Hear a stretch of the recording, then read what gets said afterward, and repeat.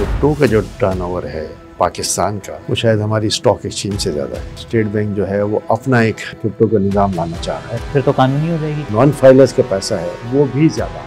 PSX की तो band बच जाएगी। फिर स्टॉक एक्सचेंज पे भी बहुत बड़ा असर पड़ेगा। हमारी ग्रे और ब्लैक इकोनॉमी जो है वो वाइट इकोनॉमी से को सुपरसीड करती है। नॉन फाइलर है वो हमसे डबल टैक्स देकर भी कि खुश रहता है। 2016 में 400 स्टॉक ब्रोकर थे, अब 190-92 रह गए। उनमें से भी 7-8 ने लाइसेंस वापस करने के लिए एप्लीकेशन दे दी। इतनी मायूसी क्यों है? ये नहीं हो सकता कि सारे लोग जैसा चाहें अपना हाउस बना लें और चला लें। मार्केट जो इतनी गिरी है, कोई जिम्मेदार तो होगा, कोई इंक्वायरी होनी चाहिए। मैं ये नहीं कहता कि बस हो गया। स्टॉक मार्केट से जो पैसा निकला वो कहाँ लगा? जमीन में दफन हो गया। मार्केट के जो बिग प्लेयर्स हैं कि वो पिछली हुकूमत के साथ ज़्यादा अच्छे थे या इस हुकूमत के साथ ज़्यादा कंफर्टेबल? उनके दौर में कारोबारी इदारों ने बड़े मुनाफे कमाए।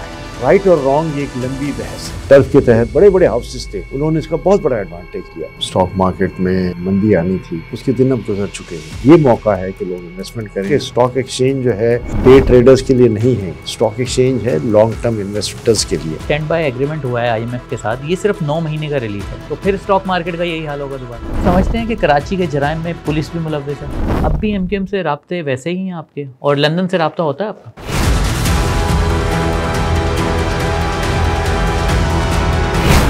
अस्सलाम वालेकुम। रफ्तार पॉडकास्ट के साथ मैं हूं फैसल वहीद।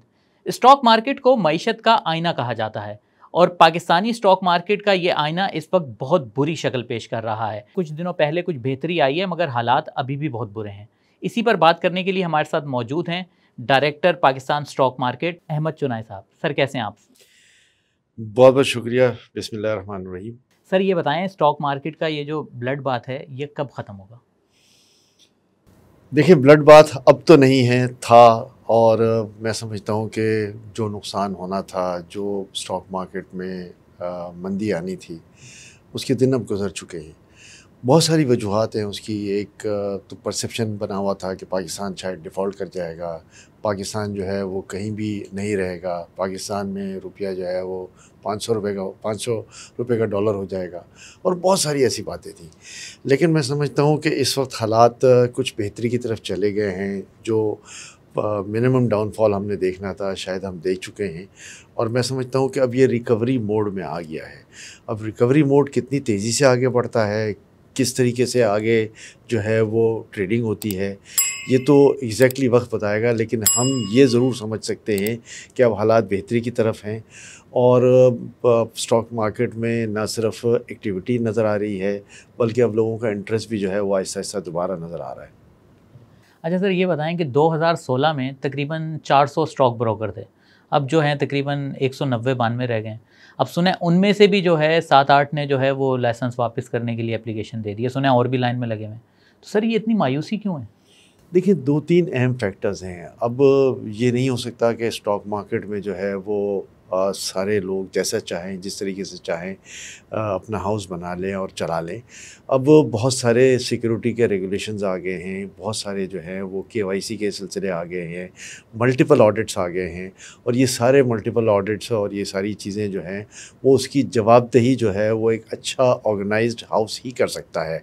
गो कि आज भी ऐसे भी ब्रोकर्स हैं जो अल्हम्दुलिल्लाह इसमें अच्छा कमा भी रहे हैं, और ऐसे भी ब्रोकर्स हैं जो ब्रेक इवन कर रहे हैं, और ऐसे भी ब्रोकर्स होंगे जो शायद माइनस की तरफ जा रहे हों।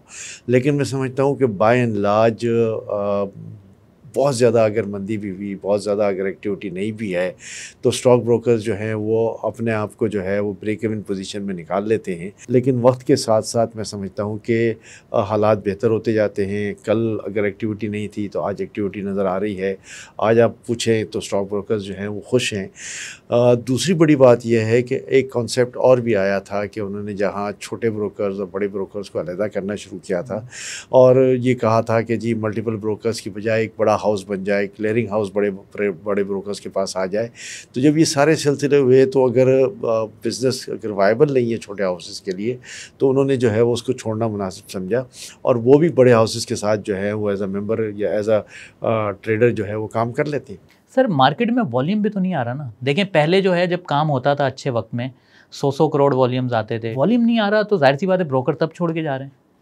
देखिए, बिल्कुल ठीक है, उस ज़माने में जो है वो हालात बड़े ख़राब थे, इतना वॉल्यूम नहीं आ रहा था, वायबल बिज़नेस लोगों के लिए ये नहीं था और उन्होंने कहा कि इस मार्जिन के लिए जो है वो इतना बड़ा रिस्क लेके क्यों चलें, क्यों अपने पैसे जो हैं वो फँसाएँ। ज़ाहिर है एक मिनिमम कैश रिक्वायरमेंट भी होती है ब्रोकर्स की, एक मिनिमम जो है वो सिक्योरिटी रिक्वायरमेंट भी होती है। तो उन सारी सिक्योरिटी रिक्वायरमेंट्स को मीट करने के लिए कुछ ब्रोकर्स ने ये भी समझा कि ये वायबिलिटी इसमें नहीं आती है, हम दूसरे बिज़नेस की तरफ चले जाएँ। हम बजाय इसके एक अपना ब्रोकरेज हाउस रखें, हम अगर ट्रेडिंग कर रहे हैं तो किसी दूसरे के ज़रिए कर लें। तो ये बहुत सारे अवामिल होते हैं, लेकिन आज मैं समझता हूँ कि मार्केट फिर जो है वो अच्छा परफ़ॉर्म कर रही है और अच्छा परफ़ॉर्म करने की वजह से फिर जो है वो इन्वेस्टर जो है वो स्टॉक एक्सचेंज में आ रहा है। देखिए, इन्वेस्टर दो वजूहात की वजह से स्टॉक एक्सचेंज में आ रहा है, ये मैं बड़ा क्लियर कर दूँ आपको। एक तो इन्वेस्टर इस वजह से आ रहा है कि जी मैंने पीछे बड़ा नुकसान किया हुआ है, मेरे पास कम दामों का माल पड़ा हुआ है, रेट बढ़ रहे हैं, तो मुझे एग्ज़िट की अपॉर्चुनिटी अगर मिल रही है तो मैं एग्ज़िट कर जाऊँ। एक तो ये वजह है।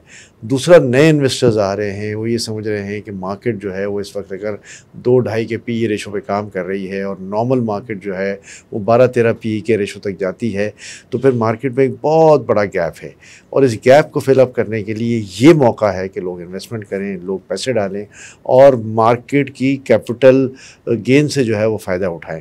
गो कि डिविडेंड यील्ड आज भी हमारी जो है वो मुश्किल से 6-7-8% है।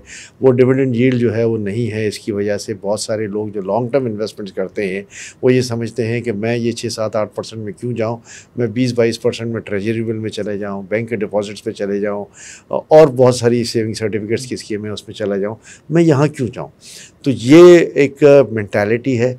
लेकिन जो लोग स्टॉक का काम करते हैं, जो लोग स्टॉक को समझते हैं, वो ये समझते हैं कि अगर 2 रुपये का शेयर है 4 रुपये का हो जाता है तो मुझे 100% यील्ड जो है वो कुछ दिनों में मिल जाती है, तो मैं फिर 20% का इंतज़ार नहीं करूँ और मैं ये 100% यील्ड ले लूँ।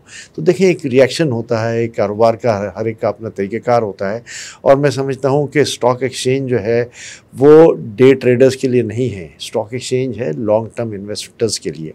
काबिल ज़िक्र बात यह है कि मैं समझता हूँ कि मार्केट में जो फॉरेन इन्वेस्टमेंट पोर्टफोलियो था, जो बिल्कुल एक मिनिमम पे आ गया था, मैं समझता हूँ उसमें भी अब जो है वो थोड़ी सी हल्की सी झलक नज़र आनी शुरू हुई है और अगर फॉरेन इन्वेस्टमेंट पोर्टफोलियो आ जाता है तो मैं समझता हूँ कि मार्केट जो है वो बहुत बेहतर परफॉर्म करेगी।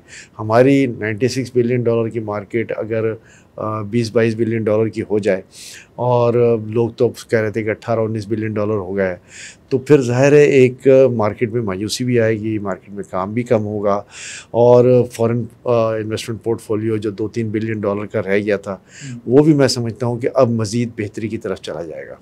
सर, आपने अभी खुद ही बताया कि हमारी जो मार्केट कैपिटलाइजेशन थी वो तकरीबन रह गई है 20-21 अरब डॉलर रह गई है। एक ज़माने में ये 100 अरब डॉलर हुआ करती थी।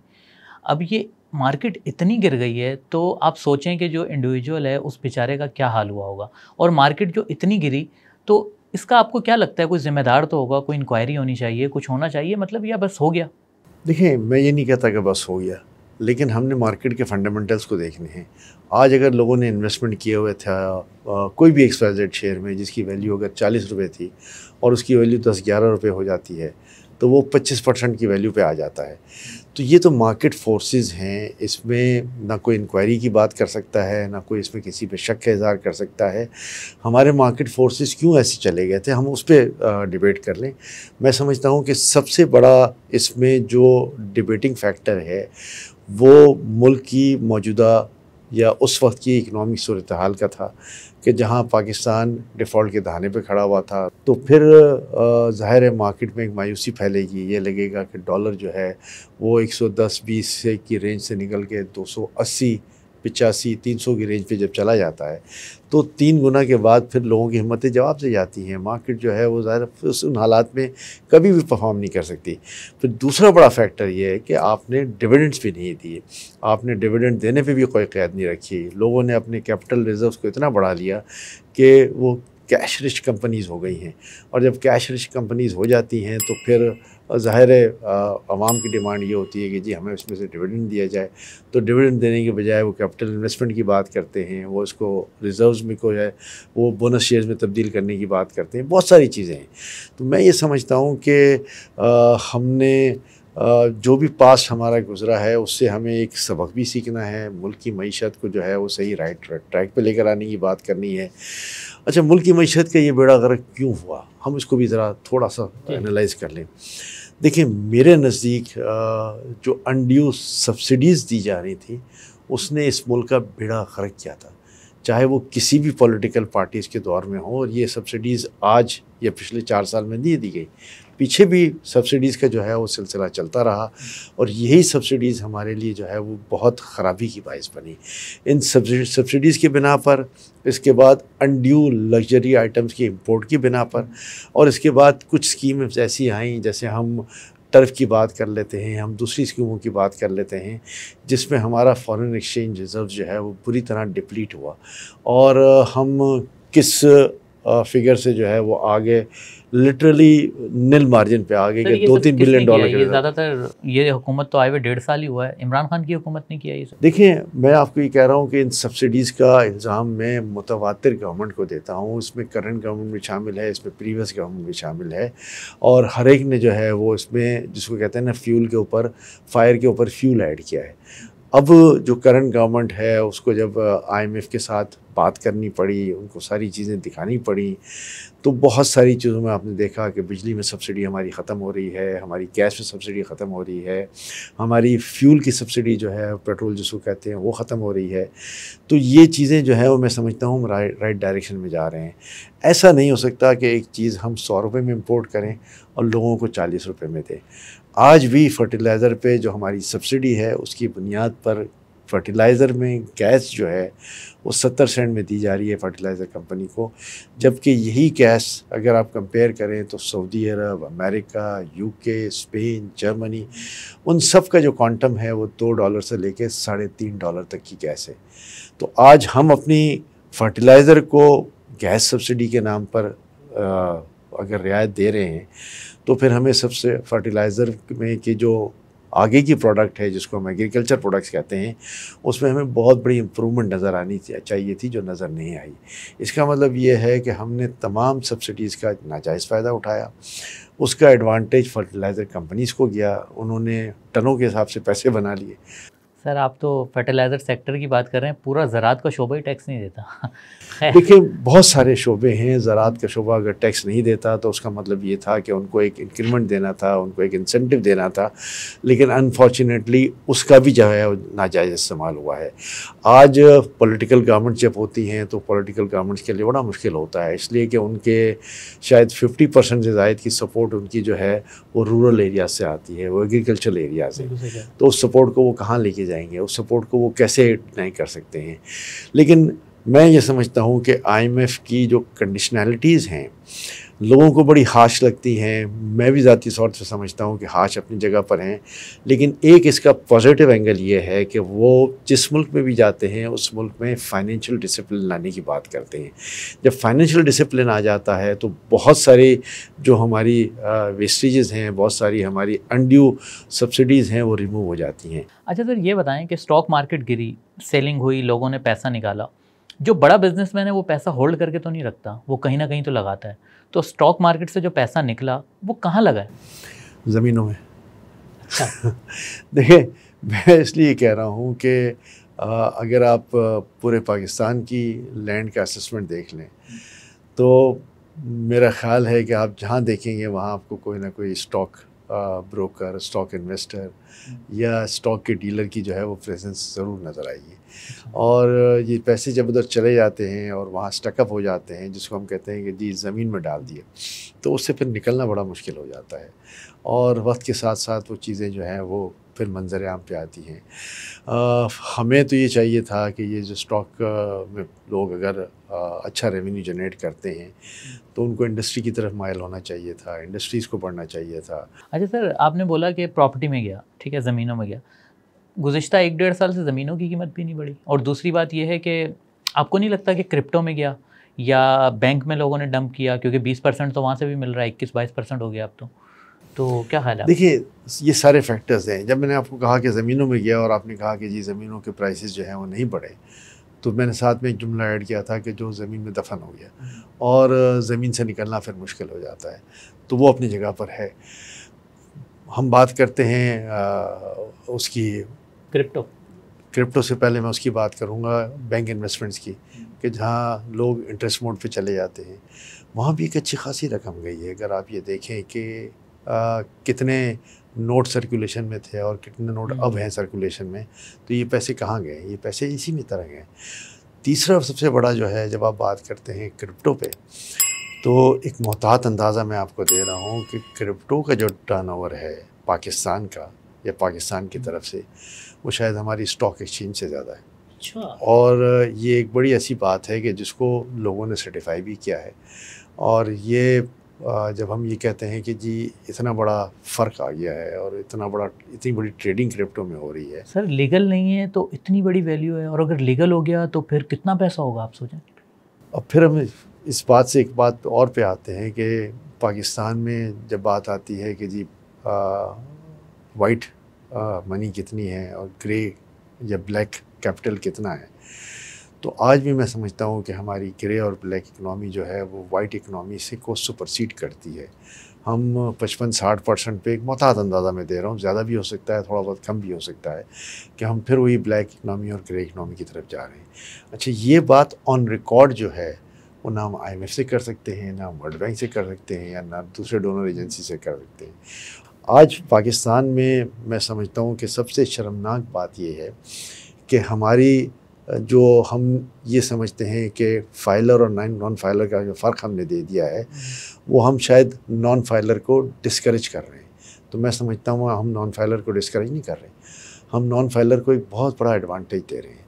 और इस एडवांटेज की बुना पर जो नॉन फाइलर है वो हमसे डबल टैक्स देकर भी मैं समझता हूँ कि खुश रहता है, कि उसको डबल टैक्स देकर वो फाइलर के ज़मरे में नहीं आता। उसको बहुत बड़ी बड़ी टर्नओवर्स पे जो है वो 30-35% टैक्स नहीं देना पड़ता। उसको जो है वो जब एक नई टर्मिनोलॉजी निकाली है कि अनएक्सपेक्टेड इनकम, जिस पे आप 50% टैक्स लेके चले जाएंगे, दुनिया भर में कहीं फाइलर और नॉन फाइलर का कॉन्सेप्ट नहीं है। आज आपका ID कार्ड है, आप ID कार्ड के ऊपर नॉन फाइलर का टैक्स तो ले रहे हैं, तो आप उसको नॉन फाइलर में क्यों लेके जाते हैं? आप उसको फाइलर में लेके जाएं, वो ID कार्ड पे कोई ट्रांजैक्शन करें, फाइलर का टैक्स लगाएं, और फिर उसको साल के आखिर में नोटिस देंगे तुम्हारी ये स्पेंडिंग्स थी, आ जाओ जवाब दो। आपको लगता है कि क्रिप्टो को पाकिस्तान में लीगलाइज होना चाहिए, और अगर ऐसा हुआ तो स्टॉक मार्केट को तो बहुत टफ टाइम मिलेगा फिर? देखिए, मैं समझता हूँ कि हम क्रिप्टो को प्रमोट करने की क्यों बात करें। स्टेट बैंक जो है वो अपना एक करेंसी का या क्रिप्टो का निज़ाम लाना चाह रहा है, और बहुत जल्दी उसका अनाउंस करेगा। क्रिप्टो लाइक करेंसी जो है वो स्टेट बैंक लेकर आ रहा है, और लोग अगर उसमें भी इन्वेस्टमेंट करते हैं तो मैं समझता हूँ पाकिस्तान की होगी, इंटरनेशनल बाइंग होगी। अभी उसके कोई TORs नहीं आए, कोई रूल्स एंड रेगुलेशंस उसके नहीं आए, फिर तो कानूनी हो जाएगी। ज़ाहिर है कानूनी हो जाएगी। अब ज़ाहिर है उसका कोई रिटर्न भी होगा, कोई इसके TORs भी होंगे, उसकी कोई सेल परचेज़ की कीमत भी होगी। मैं समझता हूँ कि ये गवर्नमेंट पाकिस्तान ने फंडिंग का एक टूल बना दिया है। फंडिंग का टूल जो है वो शायद हमारी जो डिप्लीटेड इकनॉमी है उसको एक सपोर्ट देने के लिए आ जाएगा, और उस सपोर्ट में मैं ये समझता हूँ कि जो नॉन फाइलर्स का पैसा है वो भी ज़्यादा आएगा। अगर वो आ जाता है, मैं समझता हूँ उसमें भी कोई हर्ज नहीं है।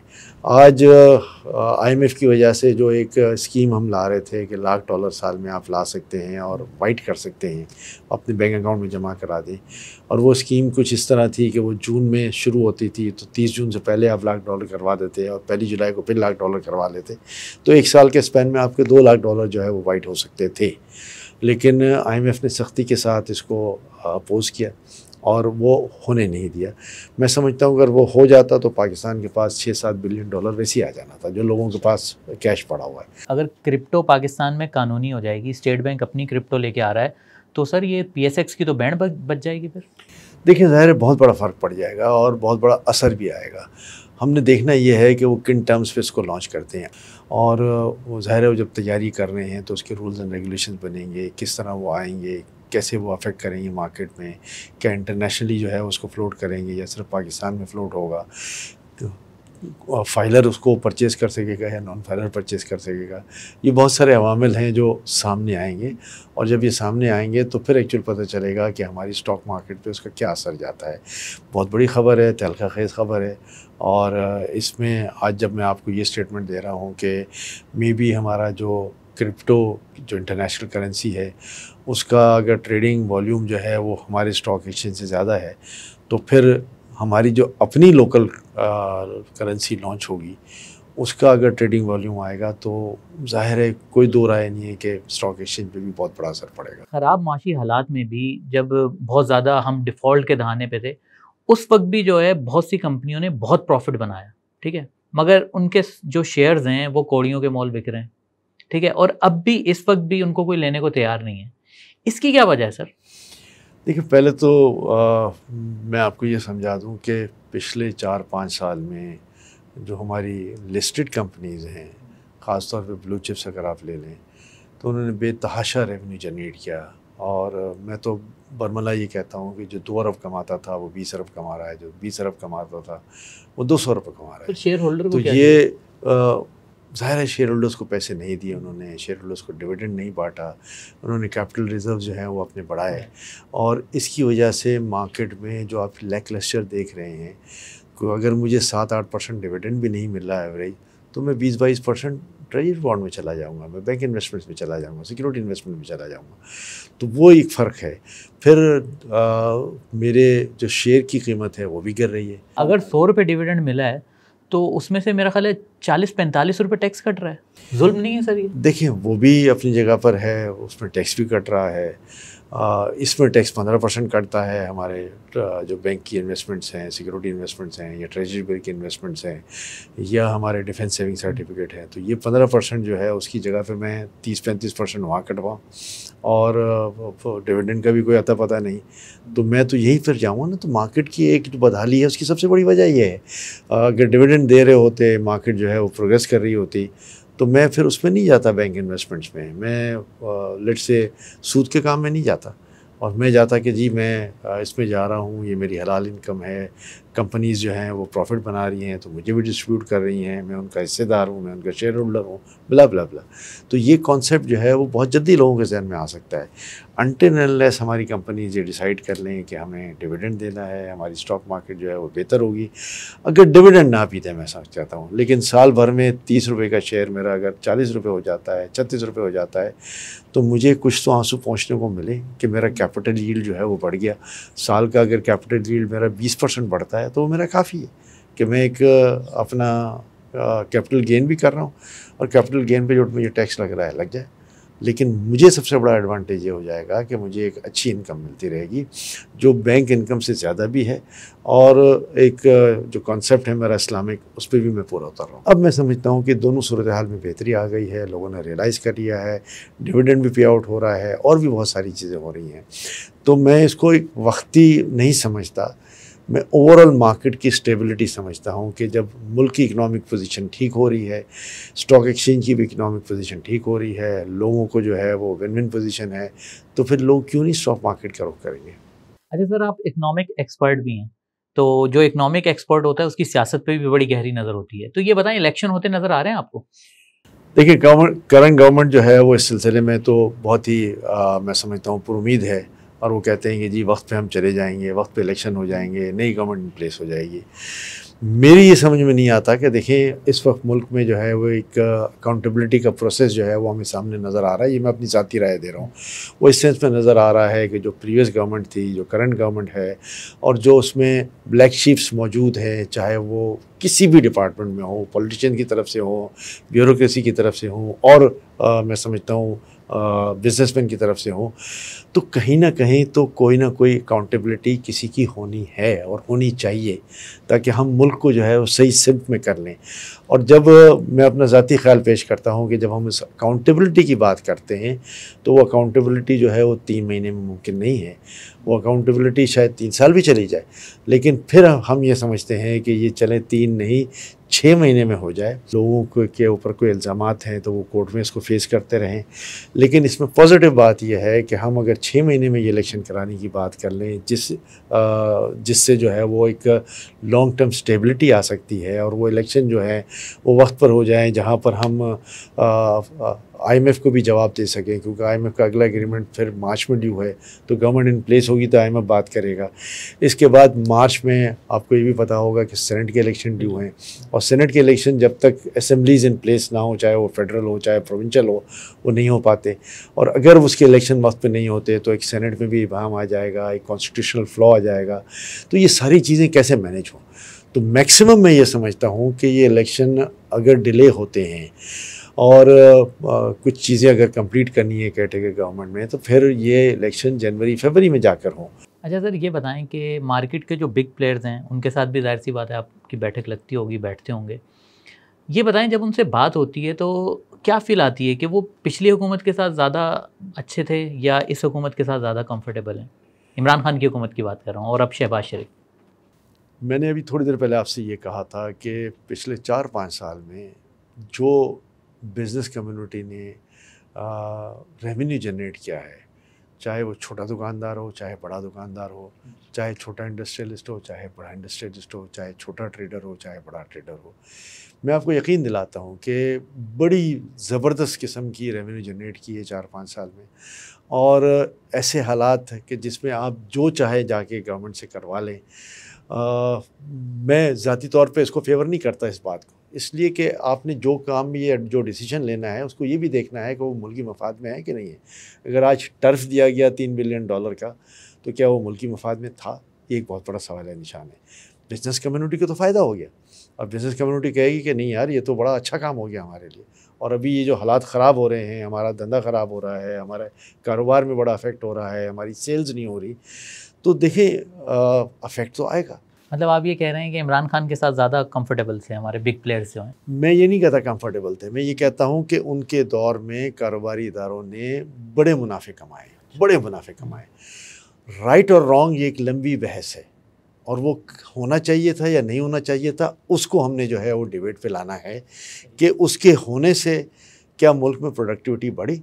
मैं तो आज आपको धड़ल्ले से कह रहा हूँ कि ये पैसे जो हैं वो पाकिस्तान की इकनॉमी में रन करने चाहिए थे। ये टर्फ का जो मामला है, जो इमरान खान पे इल्ज़ाम लगता है कि $3 अरब जो हैं इसने सरमायाकारों में बांट दिए, इल्ज़ाम लगता है, ये सर मामला है क्या? ज़रा थोड़ा सा जो नहीं जानते अगर उनको शॉर्टली आप बताएं। देखिए, टर्फ की एक स्कीम है जो ले आई गई है। टर्फ के तहत आपने इमरान खान के दौर में आई थी? जी, इमरान खान के दौर में आई थी, और ये कोविड को कवर करने के लिए आई थी, और इसमें बहुत ही अट्रैक्टिव रेट पे जो है वो आपको फाइनेंस दिया गया, बहुत ही अट्रैक्टिव टर्म्स पे भी दिया गया कि जी 7 साल तक कोई इसकी वो इंटरेस्ट पेमेंट नहीं है। सिर्फ बिजनेसमैन के लिए था? ये अक्रॉस द बोर्ड था, सिर्फ टेक्सटाइल एक्सपोर्टर के लिए नहीं था, सिर्फ एक्सपोर्टर्स के लिए नहीं था, ये इंडस्ट्रीज़ के लिए भी था, ये बाकी चीज़ों के लिए भी था। लोगों ने इसका बड़ा नाजायज़ फ़ायदा उठाया, ये मुझे ज़ाती तौर पे पता है, और जब इसका नाजायज़ फ़ायदा उठा तो जो इसकी स्पिरिट थी वो ख़त्म हो गई, और स्पिरिट ख़त्म हो गई। अच्छा, फिर ये कि जी अनड्यू इसकी गैर मुनसिफाना तकसीम, वो भी इल्ज़ाम लगता है, और वो भी किसी जगहों पे बहुत सही है कि जो बड़े बड़े हाउसेस थे उन्होंने इसका बहुत बड़ा एडवांटेज लिया। उन्होंने बड़े बड़े पावर प्लांट्स मंगवा लिए, उन्होंने इसमें गाड़ियाँ मंगवा ली। मतलब मुझे सही फिगर तो उसका याद नहीं है, लेकिन एक बहुत बड़ी अमाउंट की जो है वो लेक्सस गाड़ियाँ मंगवाई कि जी इंडस्ट्री में काम आएगी। ये सारी चीज़ें जो हैं वो जब भी मिसयूज़ होती हैं, चाहे वो बिज़नेस कम्युनिटी की तरफ से हो चाहे किसी की तरफ से हो, तो उस पर जो है वो मुल्क का नुकसान होता है। अच्छा सर, हमारा ये जो स्टैंड बाय एग्रीमेंट हुआ है आईएमएफ के साथ, ये सिर्फ 9 महीने का रिलीफ है।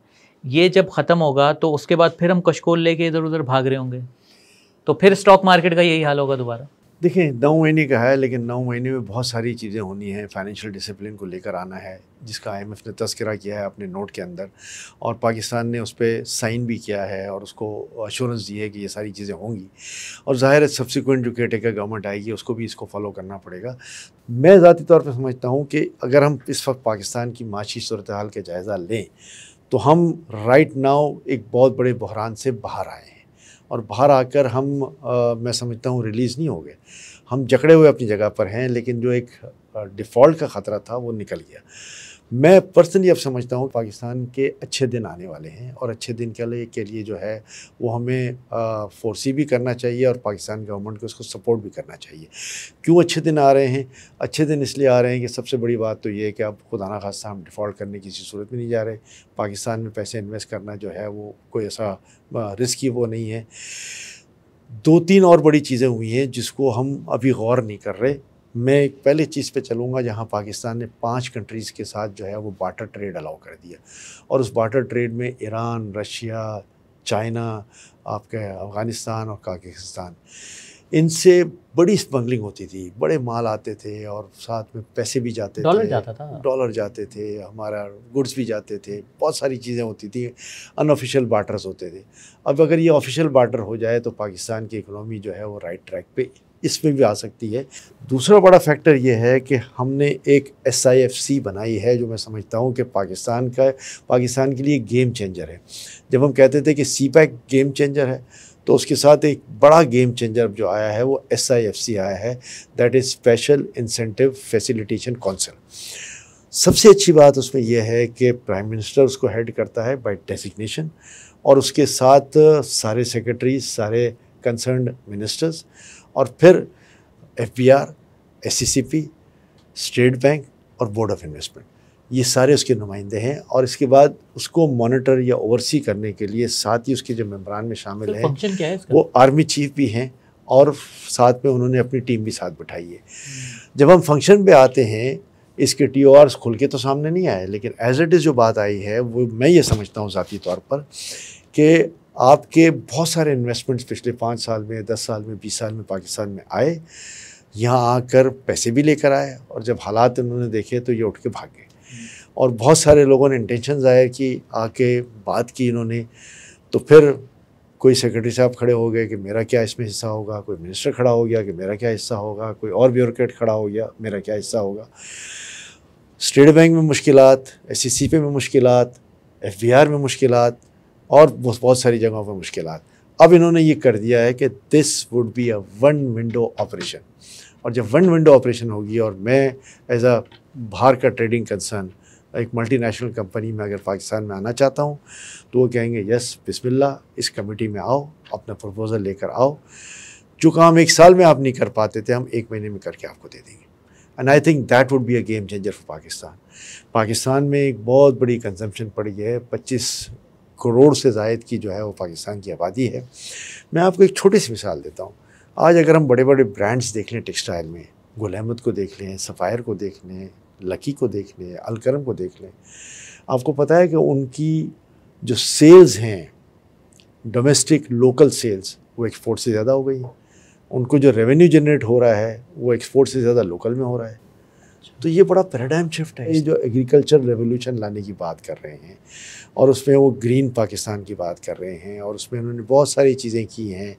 ज़मीनें जो हैं वो लीज़ पर, रेंट पर बड़े बड़े कारोबारी इदारों को देने की बात कर रहे हैं, और उसमें ये कंपलसरी है कि जी इसमें ज़राअत का ये काम करेंगे, चाहे वो वीट आए, चाहे कॉटन आए, चाहे XYZ आए, तो पाकिस्तान में एक इंडस्ट्रियल रेवोल्यूशन आ जाएगा।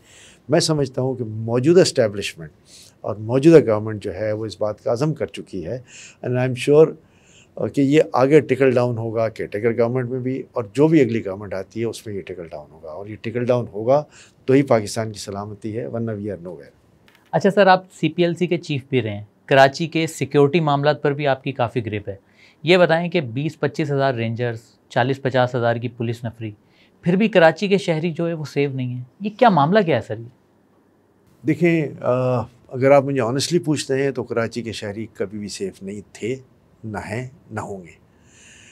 जब तक, मैं इसमें अगर की भी बात करता हूँ, जब तक हमने सीरियसली इन मामलात को लेना शुरू नहीं किया। हमने उस वक्त भी बात की थी, आज भी हम कहते हैं कि कराची को डिजिटलाइज करने की ज़रूरत है। देखिए, कहीं भी ये दुनिया में ह्यूमनली पॉसिबल नहीं है, मैं इसमें खुदा ना खास्ता डिस्क्रेडिट नहीं देता पुलिस को, कहीं भी ह्यूमनली पॉसिबल नहीं है कि 2.5 करोड़ से ज़ायद की आबादी वाला शहर, 4,500 स्क्वायर किलोमीटर का कराची का टोटल रकबा, और उसके बाद हम ये समझते हैं कि शहर की जो ऑपरेटिव फोर्स है वो है 6 से 7 हज़ार 24 घंटे की। मैं इसको पूरा हिसाब आपको दे सकता हूँ। तो क्या शिफ्टों में की बात है? 3 शिफ्टें हैं ना, तो 3 शिफ्टों में अगर ये 6 से 7 हज़ार पुलिस की फ़ोर्स कराची के शहर को मैनेज कर ले, 2.5 करोड़ की आबादी को, तो ये किसी तरह मुमकिन नहीं है। या 4,500 स्क्वायर किलोमीटर पे और 112 थाने कराची को मैनेज कर लेंगे, मुमकिन ही नहीं है। शहर के थानों की मोबाइल का फ्यूल अगर 20 लीटर है तो 20 लीटर तो वो अपने इलाके में एक चक्कर नहीं लगा सकता। तो ये बहुत सारे इम्पेडिमेंट्स हैं। कराची शहर को डिजिटलाइज करें, अगर लंदन जैसे शहर में 75 लाख 80 लाख की आबादी पर जो है वो 4-5 लाख कैमरे हो सकते हैं। सर आपने तजावीज़ दी थी सिंध हुकूमत को? बिल्कुल दी थी और आज भी देता क्या हूं। जवाब आया? जी करते हैं, बिल्कुल कर रहे हैं। आप समझते हैं कि कराची के जराइम में पुलिस भी मुलव्विस है?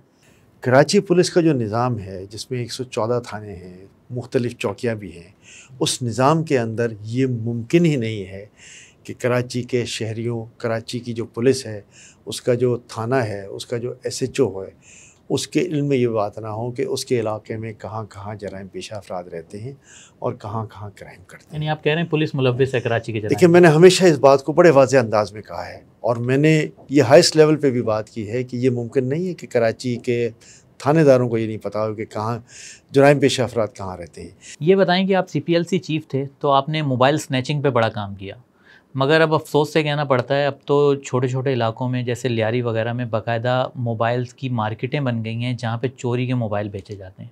तो सर ये क्या है, कौन रोकेगा, किसकी जिम्मेदारी है? फिर वही स्ट्रीट क्राइम्स, और स्ट्रीट क्राइम में मोबाइल स्नैचिंग जो है 1000 से ज़ायद मोबाइल फ़ोन की स्नैचिंग जो है वो नहीं, कराची में आज CPLC भी हम होती फ़ोन है। करते हैं तो वो फ़ोन तो बंद कर देते हैं ना, बंद कर देते हैं तो उसके बाद फ़ोन नकारा हो जाना चाहिए। तो ये क्या है, कौन करता है कि मतलब ये दोबारा से एक्टिव कैसे हो जाता है? इसमें 2 अहम चीज़ें हैं। देखें, फ़ोन बंद करने की स्ट्रैटेजी ये है कि कम से कम यहाँ इस्तेमाल ना हो सके। यहाँ पे किसी भी जो सेलुलर ऑपरेटर्स हैं, जो 4-5 हमारे पास हैं, उनके उस पे ये इस्तेमाल, नेटवर्क पे नहीं इस्तेमाल हो सकेगा।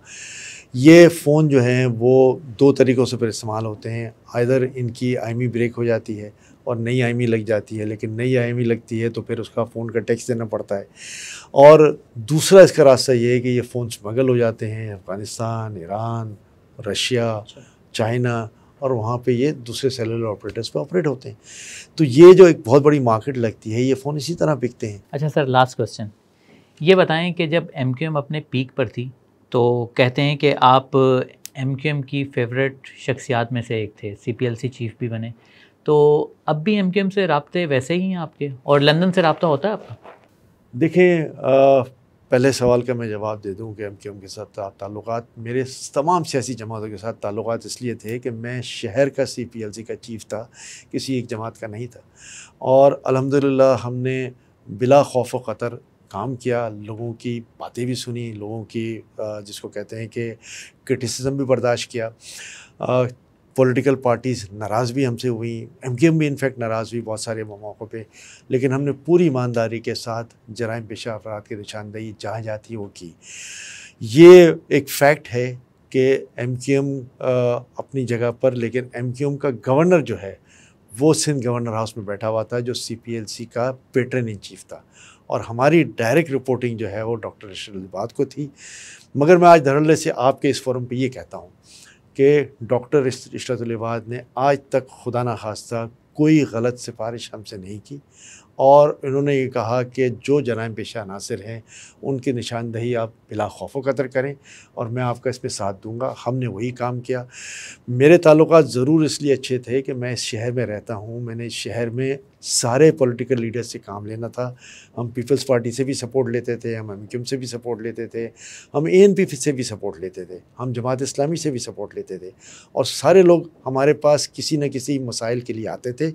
आज तारीख़ ये बता दे कि हमने कभी खुदा न खास्ता किसी का गलत काम किया हो, कोई गलत इल्ज़ाम हम पर आया हो। इल्ज़ामात बहुत सारे लोगों ने लगाने की कोशिश की, लेकिन अल्टीमेटली हमने लोगों का काम किया बिला खौफ व ख़तर, बग़ैर किसी पैसे की लालच के, और वॉलंटरीली। सर बहुत शुक्रिया, आपने रफ्तार को वक्त दिया। इंशाल्लाह आपसे दोबारा भी मुलाकात होती है।